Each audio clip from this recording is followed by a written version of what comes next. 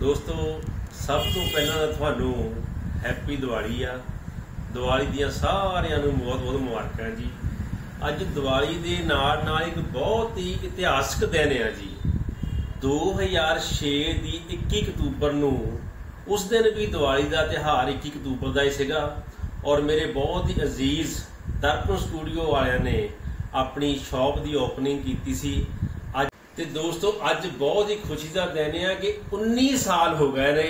19 साल बाद अज फिर 21 अक्तूबर की ही दिवाली आई आ और 19 सालों के दर्पण स्टूडियो ने अपना नाम पूरे वर्ल्ड के फेमस किया और मैं इन्होंने बहुत बहुत मुबारकबाद दिना आ। सब तो पहला लाइव भी यही लैके आए आ, मार्केट डिजिटल भी यही लैके आए आ। एक बारी फिर मैं अपने वीरां नूं दर्पण स्टूडियो नूं लख लख बधाई दिना। हैप्पी दिवाली। Thank you.